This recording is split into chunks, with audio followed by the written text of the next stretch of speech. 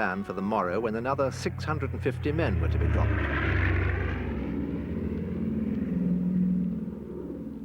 The most eagerly awaited event of the second day, though, was the dropping of the bulldozer that was to level the landing strip that had been laid by the French 25 years previously, but lately dug up by the Viet Minh to deter just such an invasion of one of their key opium-growing areas. The Viet Minh, of course, had no aircraft.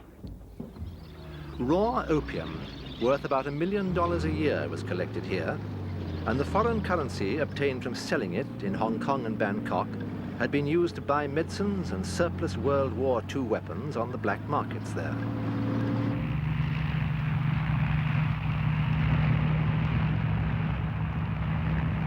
With the landing strip in order, planes by the score could now bring to the valley all the ghastly paraphernalia of modern war.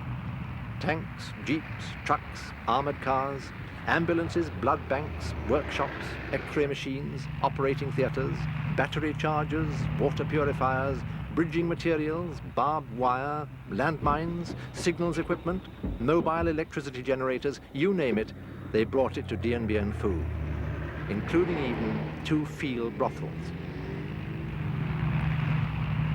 Some 15,000 men were eventually flown here, and more than 60 heavy guns.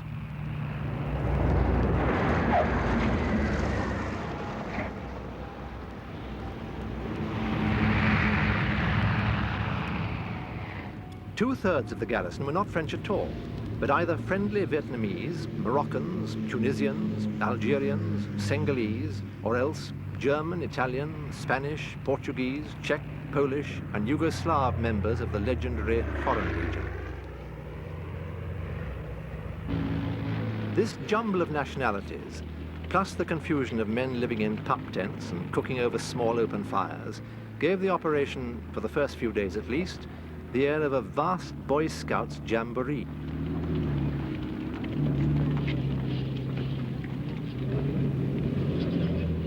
Once established, the garrison was encouraged to venture forth to meet the Viet Minh and to gain intelligence of his movements. At first, they encountered merely lightly armed guerrilla bands. But it was not long before there was firm evidence of strong groups of Viet Minh regulars having returned to the area. When in foraging stabs against them, the garrison came off badly, thereafter they were discouraged from leaving the comparative safety of the valley. So any offensive meaning Dien Bien Phu might have had was gone. And it was merely a question of waiting for the Viet Minh to attack at a moment presumably of their own choosing. Meantime, the generals coped with something more to their liking. A veritable deluge of visiting dignitaries come to see this latest wonder of French military ingenuity. That Dien Bien Phu was completely surrounded even by early January, and that the ring was getting tighter every day, didn't deter the generals from their medal pinning, nor that from the beginning of February the Viet Minh occasionally pounded the airstrip.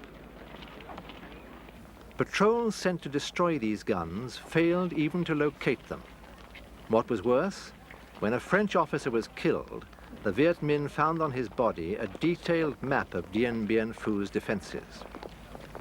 Sound military sense should have prompted Navarre to evacuate the garrison.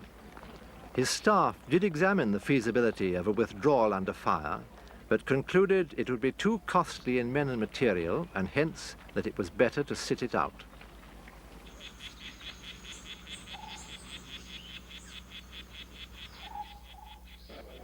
The gauntlet Navarre had thrown down had indeed been picked up by his Viet Minh opposite number, Vo Nguyen Giap.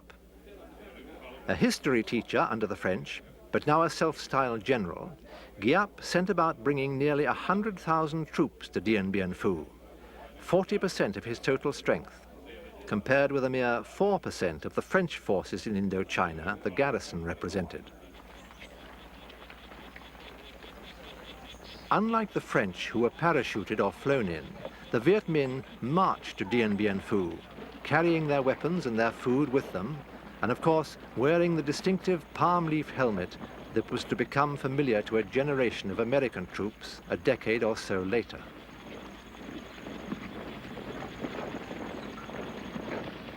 Back in the air-conditioned map rooms of the French High Command, the Viet Minh were thought to be incapable of keeping supplied, for any length of time, a sizable force so far from their main bases. Even if Giap was able to bring guns to Dien Bien Phu, as soon as they fired, they would be silenced by the heavier French guns on the ground, or by the combat bombers from the air. So ran the impeccable logic of the generals and colonels trained in the military academies of metropolitan France.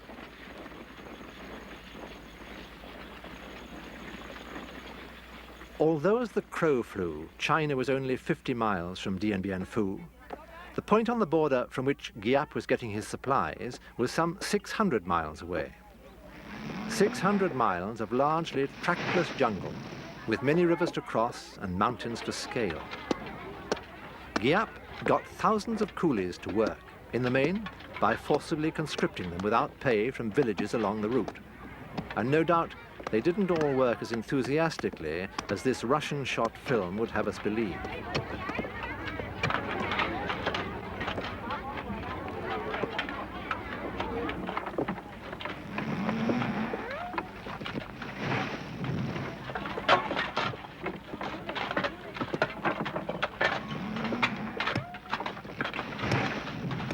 All in all, it was a remarkable achievement. And under the very noses of the French, a trail was laid in just 3 months that wound the 600 miles from the supply depots on the Chinese border. The first Ho Chi Minh Trail, and as history has recorded, not the last.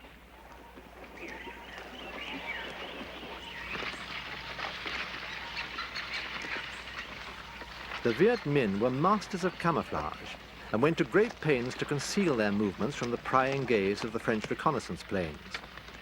At certain points along the trail, the tops of the tall trees were tied together to form a tunnel of vegetation.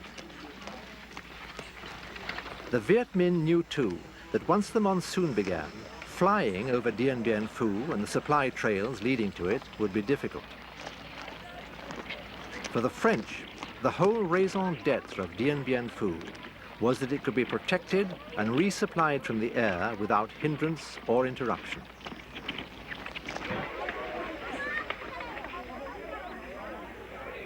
Everything on the Viet Minh side was subordinated to feeding the front.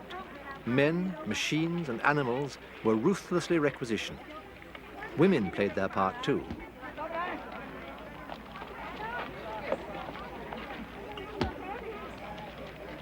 It was a gigantic, single-minded effort.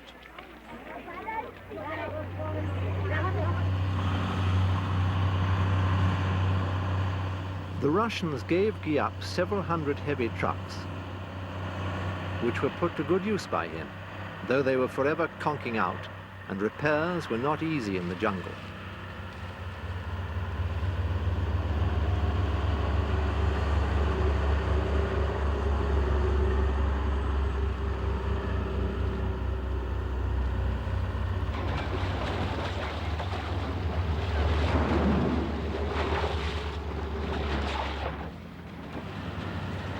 By far the greater part of the supplies were taken to Dien Bien Phu by bicycle, most of them French-made and bought years before in the shops of Hanoi and Saigon.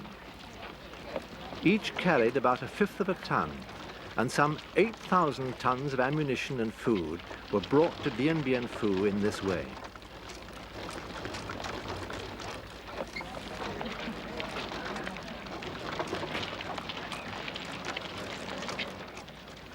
The Viet Minh's biggest achievement, though, and the one which proved crucial to the outcome of the battle, was hauling in more than 200 heavy guns, many of them American, captured by the Chinese in Korea. Bunkers in the hillsides overlooking Dien Bien Phu had been built for the guns, again without the French realizing. And when they did, they refused to believe it. Said the French artillery commander, "Firstly, the Viet Minh won't succeed in getting their guns here. Secondly, if they do, we'll smash them. Thirdly, even if they manage to keep on firing, they'll be unable to supply their pieces with enough ammunition to do us any real harm." he was to commit suicide shortly after the battle began.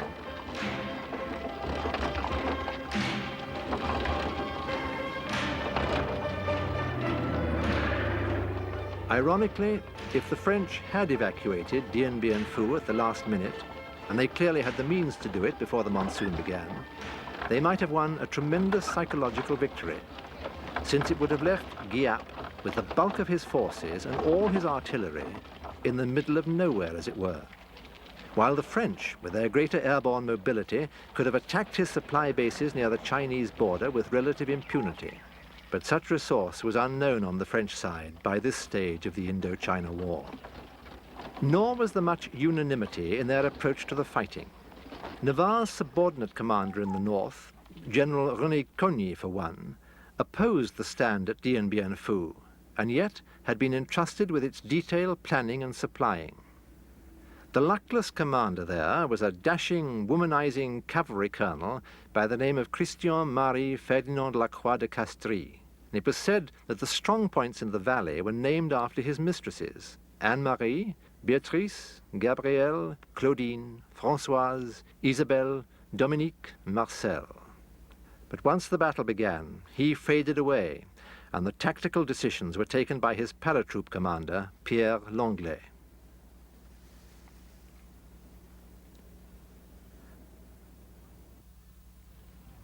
Strike only when success is certain was the instruction Giap had from Ho Chi Minh, and by early March, more than 100 days after the French paratroops had first landed at Dien Bien Phu, Giap decided he was ready.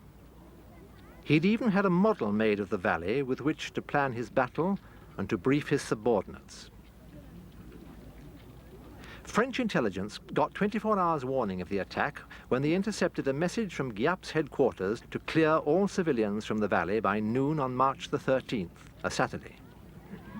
When told, de Castries guessed the battle would start at 5 p.m., since the Viet Minh usually attacked just before dark when their gunners had enough light to see their targets, but when there wasn't much time for the French combat bombers to intervene. He was dead right.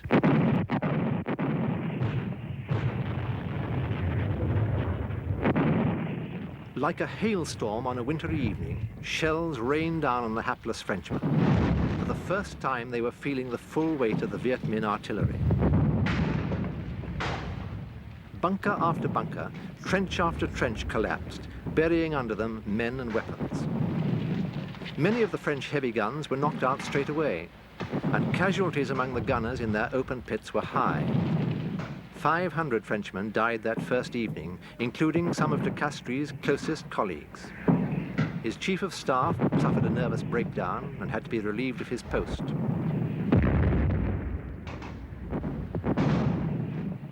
One of the key strong points fell almost immediately and was never retaken.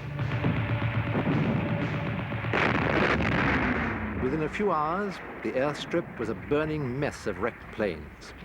The control tower and radio beacon both destroyed. And so the premise on which Navarre had based a victorious defense of Dien Bien Phu, namely continued availability of uninterrupted air support, was already being challenged.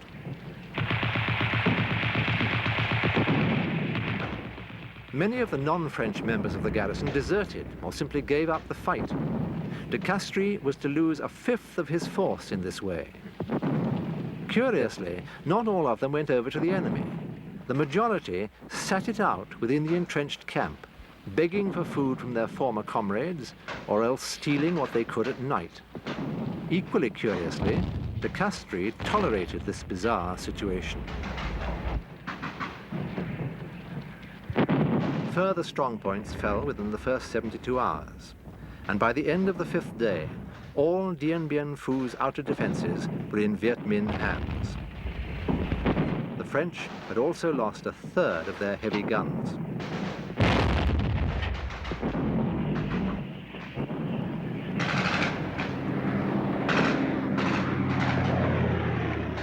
Miraculously, despite the monsoon mists and the deadly accuracy of the Viet Minh attack, some planes were getting in with supplies and reinforcements, and were even taking out some of the seriously wounded.